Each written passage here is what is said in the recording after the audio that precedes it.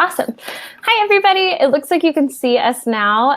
So sorry about the technical difficulties. Sometimes in just the nature of live format, these things happen. So for those of you who missed the intro, a little redundant if anybody did see this part, but if I made live, if this is your first time here with us, we created this platform for you to be able to learn from people like Ashley of Tinged Floral, who's joining us here today. You may not be able to learn from them in person. You may be on the other side of the world, but this live format, technical difficulties included, is often the best way for us to connect you guys globally here. So small tour again, if you look on the right side of your screen, you'll see a chat box there. That is where you'll type in any questions. You can talk to each other if you have any questions for each other. Mostly that is a place for you to type any questions that you have for Ashley while she's teaching today. So I will be the one to weave your questions into the conversation here. If you have anything you want to ask, please use that as much as you'd like. If for some reason your questions don't kind of go with the conversation material we're talking about, we would love still to address them at the end. We'll have a 15-minute Q&A period for us to talk about those things then. So enough with all of the introduction.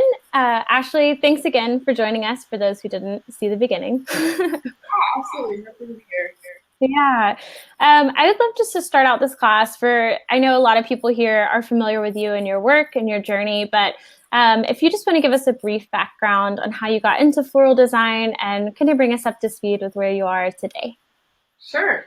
Yeah, so I have had Tinge now for about 5.5 years. I was going to school and I got my degree in PR, had no intention really of going into floral design. When I was a teenager, I was working at a flower shop with my good friend Sarah Windward. You guys might know her. So we worked there together for a few years, and then she started her business a few years prior to me starting mine. And we all always kind of shared similar tastes and aesthetics, so I would help her with events occasionally. And I always just really loved that environment, even though I was more or less just there on event days, like installing weddings or setting centerpieces down or whatever. They were not quite to the scale that they are now for her. So, but I just loved the environment. And I wasn't too crazy about the job I was doing at the time, and just kind of felt like in my element when I was helping Sarah. So I just felt like I should explore that direction. And so I went for it. She was a super great asset and help to me at the time. And I just hit the ground running and never looked back. And here we are now. So I'm super, super grateful that I was able to come into industry at the time that I did, and I had the resources that I had. So that's where I am now. Awesome. Well, it's been beautiful following your work. If I may, the whole team, we love when you post new things. I feel like for you, you come at event design and floral design, not event design, but floral design, and oftentimes what that encompasses with just such a unique angle. When you started working in weddings, do you feel like the role that you played was as invested, or like what was your introduction into realizing how much was involved or expected of the floral designer? Yeah, I think I was initially very surprised to learn that the florist was in charge of like all of the candles on the table, all of the decor elements that are on the table. You know, while I'm not sourcing the linens or the flatware or any of that stuff, like anything that's the decor element on the center of the table is on the florist. And I don't think that I realized that until I experienced it helping Sarah. And then as I got into my own business, I knew from the beginning I probably need to have an inventory of candles and things so I can, it's to the client's benefit, but it's to your benefit as well. So it enhances the floral arrangement if you have beautiful pieces next to it. And I think over time it's really evolved too. I think when I started 5 years ago, Instagram was kind of at its like rising moment. It wasn't necessarily as saturated or as I don't know, there wasn't quite as many floral designers at the time. And so really it was just you make a really beautiful arrangement and you have some nice candles with it. It wasn't necessarily this like really having to think about all the details of everything and making sure everything, because now I think to make something really different, it's a little bit more hard pressed to do that because there are so many people creating beautiful things all the time. And I think where you can really set yourself apart is,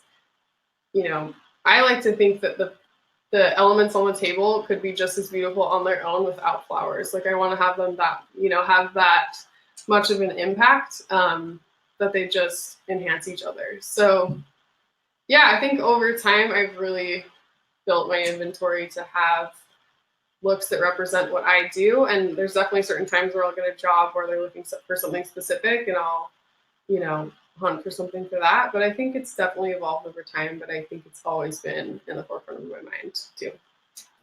Yeah, I feel like you have today such a specific look. Like it's very easy for me, even in my feed, to come across your work and be like, okay, that's Ashley. So I feel like your pieces always feel very cohesive with your designs. What was that like starting out? Do you feel like you, in the beginning, bought, your tablescape pieces per client, like per job? Or like, how did you start to curate what now has become kind of a signature look for your work? Probably, I think in the beginning it was more or less following trends. Like instead of like trying to be ahead of it, I was just kind of following it. So like in the beginning, like mercury glass was a big thing, so I had a lot of mercury glass, or like gold candlesticks were big. So I was kind of following trends as opposed to trying to lead the trend in the beginning, and that worked great for a long time. I think I just got to a place where I personally wasn't as interested in those elements, and so I really wanted to seek to find unique things, and I wanted all my weddings to be slightly different. I mean, there's definitely things on this table that are like really low end, and there's things on this table that are high end. There's things that I have lots of, and there's things that I just have a few of that are just like kind of more special pieces that I use for things. So, yeah, I think the difference now is when I'm going to a client and presenting a look, I'm thinking of how all of those elements are going to work together instead of just thinking, mercury glass is in now, let's do that. I'm thinking like, how can I make this table really beautiful, really unique, and have it stand apart, among all the other pretty things that are online right now. Yeah, and just make it special for the client, so it just feels really unique and special to them too. Yeah, that was going to be my next question is, I feel like it's hard for a lot of people in any creative industry to kind of find the balance between work that you're doing that is personally fulfilling for your creative language, but then also creating work that obviously is going to execute the client's vision for their own wedding or event. And what do you feel like the role of a florist is in that, kind of ebb and flow of client versus like personal design work? I think that's a really good question.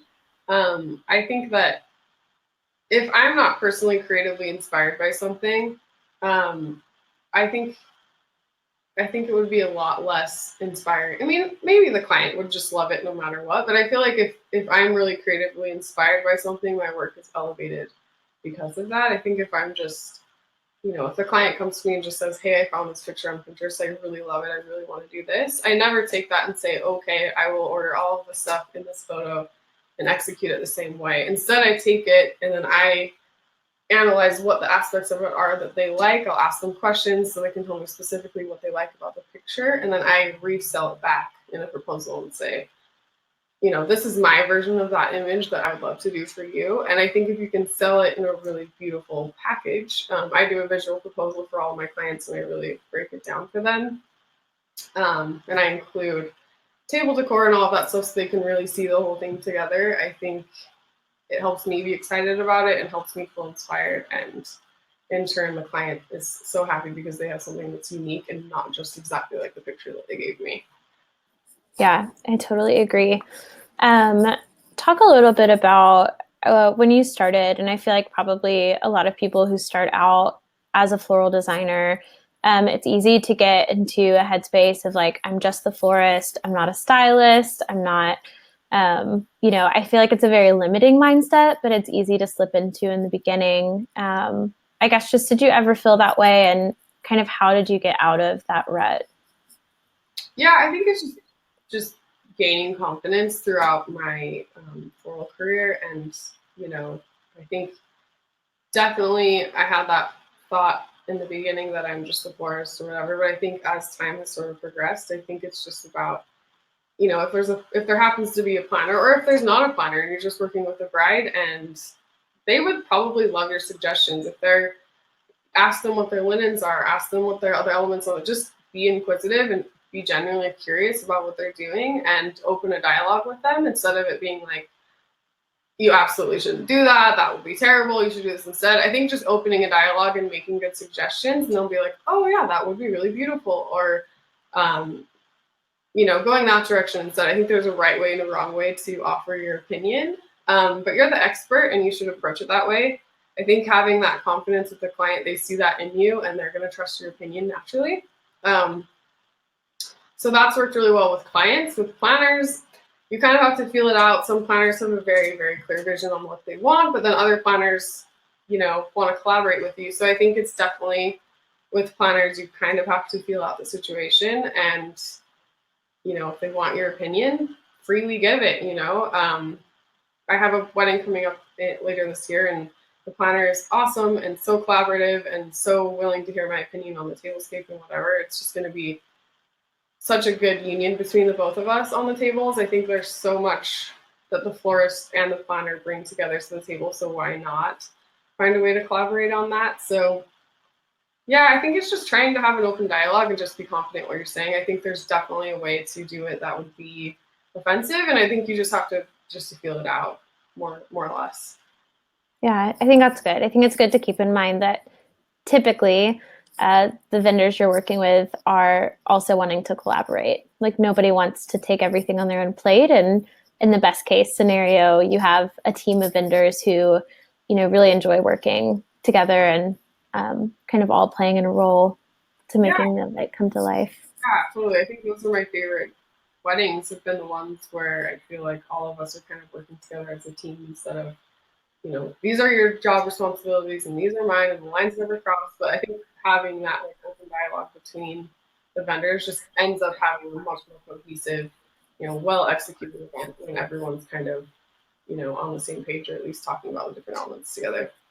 Yeah, I agree. We had a few people ask some questions about visual proposals. So Andrea asked, do you tend to create like bespoke images, specific images for each proposal, or do you use images from your past work? How do you typically bring that vision to the client without giving away an exact, like, this is exactly what it's going to look like? Yeah, there's always kind of I always say when I set up my proposals, these images aren't exact; they're meant to be for inspiration.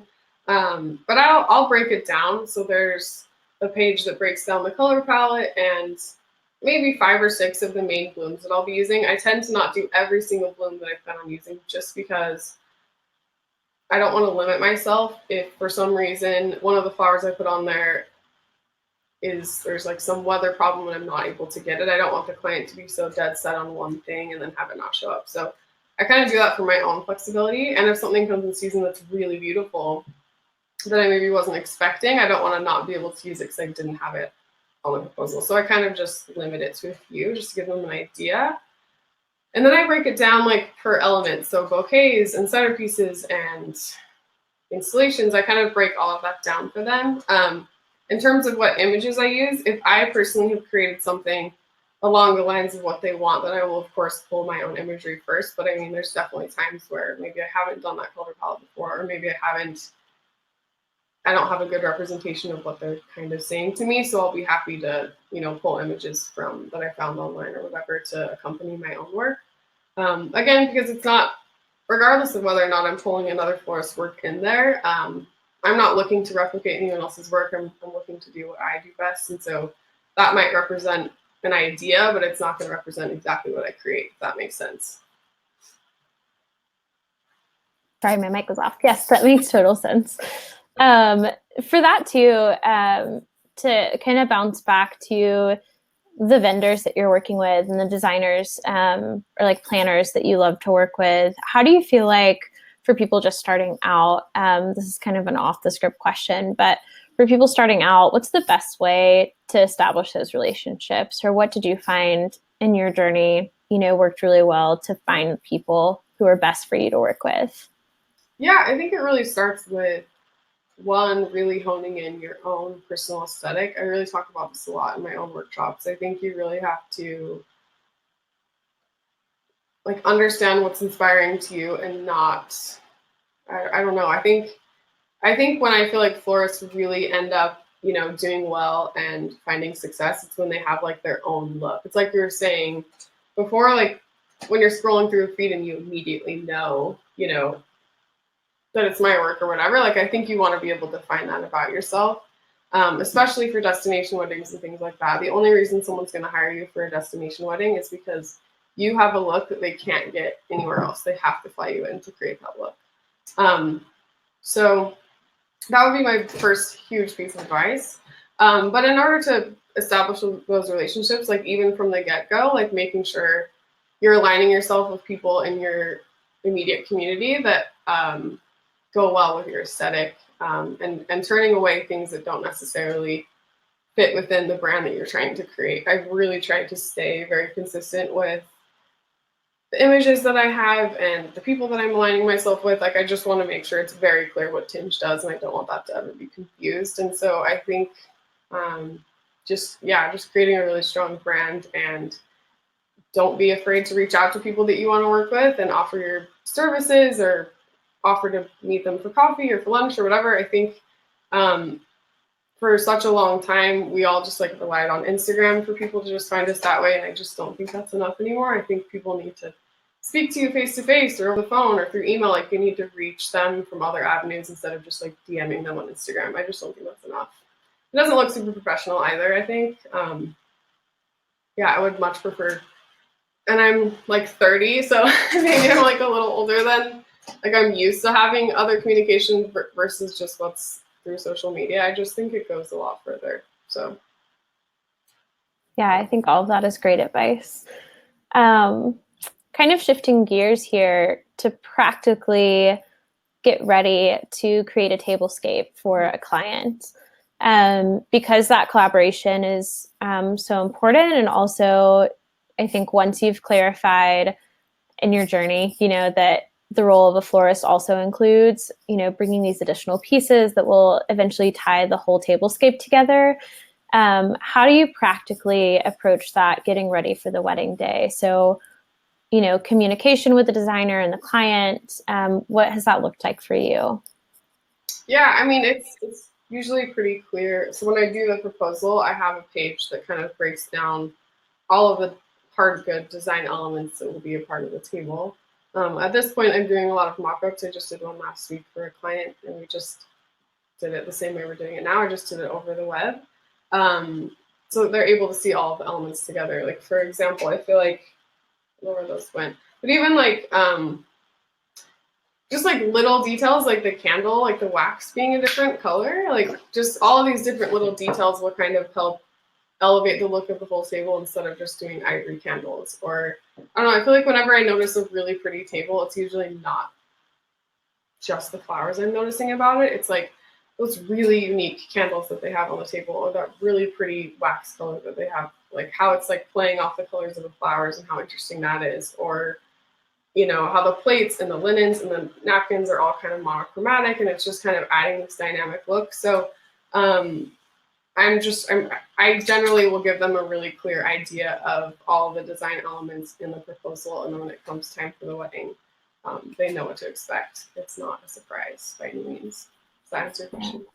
Yeah, no, that's for sure answers it. It's amazing to me, even just like on the screen, you bringing in those like yellow candles, what a difference in like the palette it makes just to see even like, small pieces come in.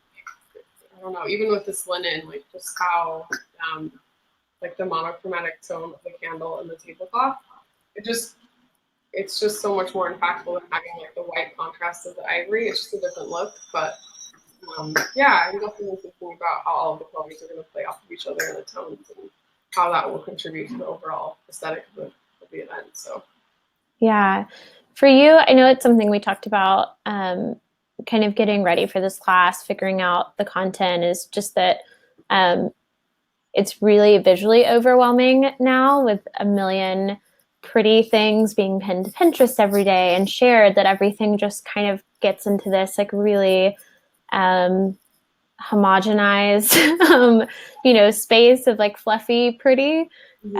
So for you, having entered the wedding industry when you did, and kind of seen the shift both on Instagram and just in wedding design itself, and kind of where it's at now, what would you say, to people who feel like they're in that creative rut where they're just like, all I feel like I'm making is the same old thing, all that I'm seeing is the same old thing. Where do you kind of go to recalibrate and, find new, fresh ideas? Yeah, I think it's really in the details of everything, honestly. I think um, even if you have a bride that wants white and green, or even if you have a bride that I think like the popular palette now is like white and mauve, even if you have clients that are asking you for the same thing over and over again, I think it's really in honing in the details of the things around the flowers that are going to make that table look so different. I can see white and mauve a billion different ways if there's different, or if there's a different linen under it, or if there's different candles next to it, or the paper goods, or just like all of the elements together will kind of give it a different, unique look. And I think before, like in the beginning, I really was just interested in making a beautiful arrangement, and that was enough. I just don't think, of course, that's great, and I'm still trying to do that always. I just think you need supporting elements to make it a little more elevated now and a little more interesting. I think if you're just doing what's expected or following the trends, it will start to look really repetitive and you will kind of feel uninspired.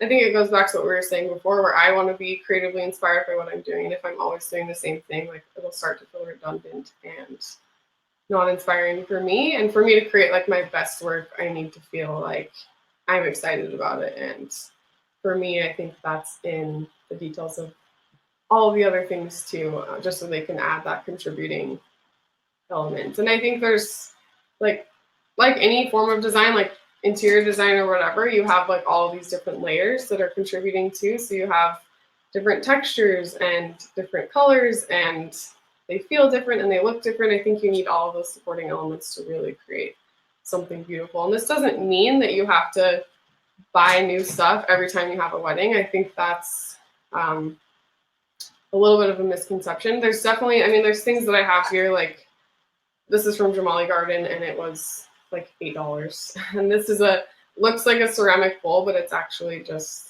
from Crate and Barrel, and it's like from their outdoor collection, and I think it was $6. And I have 40 of these, but I maybe only have 6 of these. Like there's certain things where I've really invested a lot of money in having a few special pieces, but then there's things where I have large quantities of that I can fill in the gaps, if that makes sense. So I think you want to invest in things that are special, even if, like for example, this vase, I maybe only have a couple of these, but maybe I do it for an arrangement for my own portfolio, or it's on an entry table or something. You just want to have some pieces that just make things a little more interesting than just the basic stuff. Yeah, I love that advice. We have some great questions coming in too.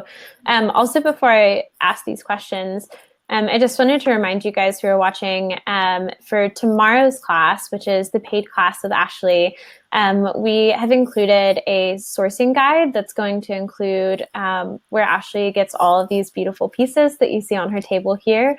So if it's something that you struggle with finding makers in your area, or if you're wondering where to source these beautiful things, more than just the 2 that she's mentioned, if you're a part of tomorrow's class, you will be able to get that guide as well. We are going to include a link here with a special code so that even if you missed the window for the discount, you're still going to be able to get it. So if you want to check that out, we will include that link at the top of your chat box there. So Ashley, Marta had a question that I think is one that probably a lot of people are asking just these days is, how have you seen personally floral trends change in the past few years? What have you noticed? And then tough question here, but where do you think they're headed? Where do you think the floral trends are headed? I think in the beginning when I started things, really if you go back to my work in the beginning, you want to really see how I've changed over the years, you can go back to my Instagram. But I think in the beginning it was, I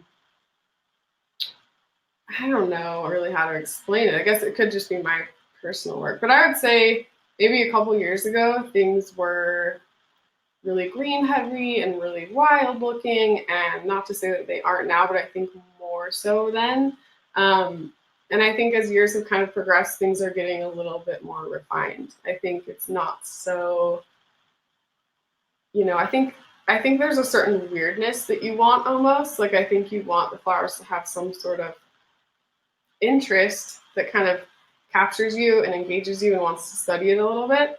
But I don't think it's quite as insanely wild as it was maybe 2 years ago. I think as things have been moving forward, they're feeling a little bit more simplified and a little more refined, a little bit more modern in some cases. Um, yeah, I think I've always really appreciated this femininity in my flowers and kind of like a sculptural vibe to them. I don't think it. I think when that whole like really wild, really crazy thing was going on, I felt for a second like, oh, my work really isn't that. Should I move in that direction? And I didn't. I mean, I've just kind of obviously I've like evolved and everything over the years, but I kind of just stuck on the same path. I think that's kind of been one thing, and now it's kind of evolved into this like more modern thing where things are still kind of more intricate. I think like as we keep going, things are just going to get more and more simplified almost. I think the more simple weddings are the most interesting to me, more than like all the complicated bits of everything. I think it's as we move forward, things are just going to be more simple, in my opinion. Yeah. Yeah, I love that. Do you foresee any varieties in particular trending this year? Or is there anything even aside from just trends, any floral varieties or even foliage that you've been really attracted to due to Yeah. their structure or Tropicals are kind of making their way back into florals. And I like certain elements of it and certain elements that I don't, that don't work with what I do. But I think for so long there was kind of this like imaginary list that was like, we do not use any of these flowers, these are not pretty. And I think that's kind of being abolished in a way. I think people are trying to find ways to reinvent flowers that maybe necessarily weren't considered pretty or within this aesthetic that we're doing. And I think that's kind of gone now. I think anything's free game if you can make it work within, what you're creating. So in terms of specific things that I'm seeing, I've been using a lot of plants lately. Like I'll go to the nursery. I've always done this, but more so lately. I just because I live in Salt Lake and I don't have the luxury of going to a market. Sometimes going to the nursery is when I'll find really unique elements to add to my arrangements. So really just utilizing nurseries near me. Yeah, I don't know if there's any one particular thing that I'm feeling is like super standout, but I would say like tropicals and just kind of flowers that were sort of like faux pas, like don't do those, are kind of now resurging into the industry. And I think everything's sort of free game if you can make it work. yeah, I agree. I love that shift that we're seeing. Yeah, me too. Yeah. I just feel like it opens up windows of creativity where things probably won't look the same all the time from everybody. Kind of everyone gets to do their own take on whatever elements they're using. We also had a question from Pamela that said, could you speak about the flow from one element to another? So when you're creating a tablescape, she asked, do you think consciously of asymmetry or symmetry in your designs? And Pamela, I don't know if you'll be a part of tomorrow's class, but just for you guys to know that Tinja's class tomorrow will be an actual demonstration of this design process. So she'll be talking a little bit more and showing a little bit more about this. But yeah, if you just want to touch base on what you typically have in mind when you're putting the elements together. So tomorrow I'll be styling the whole table and doing a centerpiece demonstration live for you, just so you can see how I am thinking through things. But I would say for the centerpiece, I like to keep it very asymmetrical always. But for the other elements on the table, there's like moments of asymmetry, but there's also moments of symmetry at the same time, if that makes sense. So sometimes on a table, I'll have, if I have an 8-foot table, maybe I do like 2 medium-sized, centerpieces on the table, so it's symmetrical there. But the arrangements themselves are asymmetrical, and maybe how I have the candles placed is asymmetrical. But then this table versus the table behind it, I like to keep them almost symmetrical, like in the placement of things, so it looks cleaner instead of things being messy. So to answer your question, I do both, but there's like moments of both in everything really. I think it's just playing around with things and seeing what works, but I'm definitely not anti two. I think that's like people are afraid of the number two, and I'm not afraid of it if you can make it work with groups of three too. Does that make sense? Yeah, So that makes total sense. so yeah, so I do symmetry and asymmetry and just compile the two in different ways. I don't always keep everything asymmetrical. I don't always definitely lean more asymmetrical versus symmetrical, but there are times when I think symmetry kind of keeps things looking clean and it makes sense for your eye almost. Yeah, I love that. For you, when do you find time to kind of play with ideas? So, I think, when you're working with a client, especially after you've been kind of in the business and the flow of things for a while, you're able to bring, everything to the table and give yourself creative freedom and a job. But when you're really, just playing specifically, trying to figure out what new elements you want to incorporate into your designs, does that look like something you do on a regular basis? Do you still do styled shoots? What does that look like for you? I don't do a lot of styled shoots. I will say I don't feel like they have the same return that they once did. I don't feel like unless you're creating, honestly, if I'm doing an inspired shoot, I simplify it so much that it's not, I don't worry about having a table and an invitation suite and a cake and a install. When I'm doing an inspiration shoot, it's generally like really simple. Like it's super, super pared back, and it's because I really want to make this bouquet I have in my mind, or I really like the idea of this dress paired with these flowers. It's not this overarching idea of an inspiration shoot. I just don't feel like you go to all of that work and I don't necessarily think you get the return out of it, in my personal opinion. So I haven't been doing as many of those. When I teach workshops, that's kind of when I really can like go all out on exactly what I want to do. I've done it 3 times at Washington Schoolhouse, and we've done like a really beautiful welcome dinner for the attendees. And every year it's kind of been a different color palette or idea that I want to explore. And I'm able to play with like colors that I might not be able to play with for clients. They might not be, so it gives me this opportunity to do things that I might not necessarily get to do for clients. And I would highly recommend creating spaces in your creative life to be able to do that, just because I think it gives you a sense of fulfillment, even when your wedding work isn't quite inspiring you the way that you want it to. I think if you do your, creative work for yourself, it'll push you through the moments that feel a little bit redundant or whatever. So Yeah, I love that. We'll wrap up the conversation here, but if you guys have any last minute questions for Ashley for today's class, if you want to type them in, this is like the best time.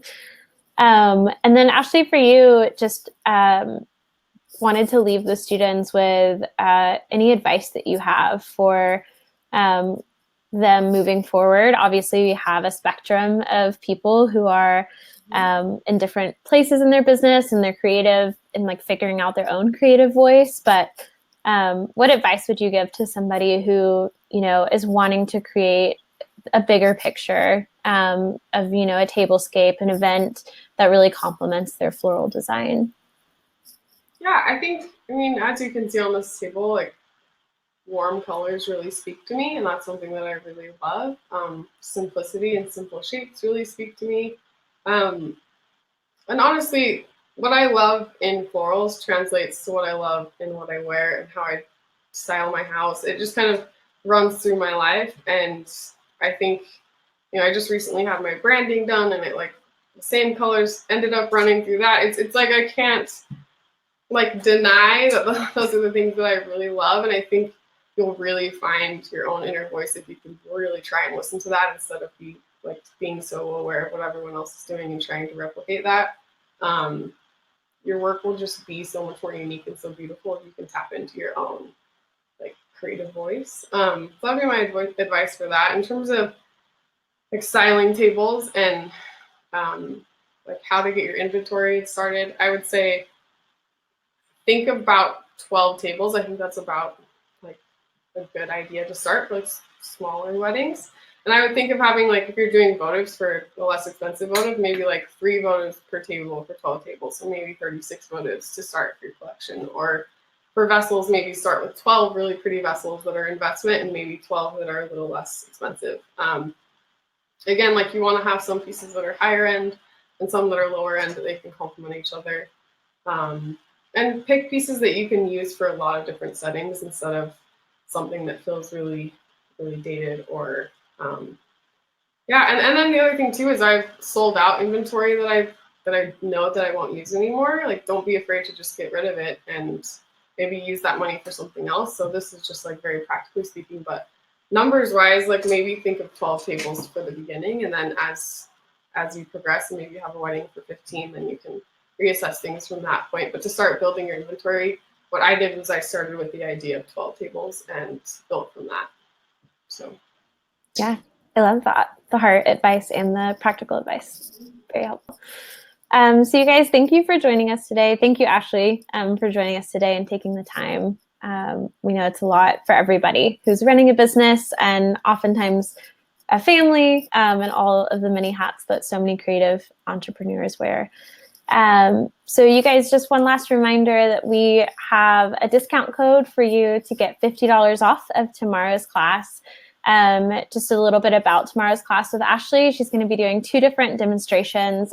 One is going to be creating one of her signature floral centerpieces, and then she's also going to demonstrate how from that centerpiece she creates an entire tablescape. So join us for that. The code is TINGE18, which we typed in the top of your chat box there if you want to check that out.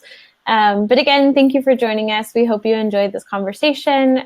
If you create anything just inspired out of this place, out of this conversation, tag us, tag Ashley. We want to know, that you guys have found something refreshing and maybe empowering from this class. We know you can create beautiful things. And real quick, if you have any questions, feel free to reach out to me on Instagram or email. I'm happy to answer those there too. So awesome. Thank you so much. Thanks again, everyone, for joining us. And thank you, Ashley. We will see you tomorrow. See you tomorrow. All right. Bye, guys.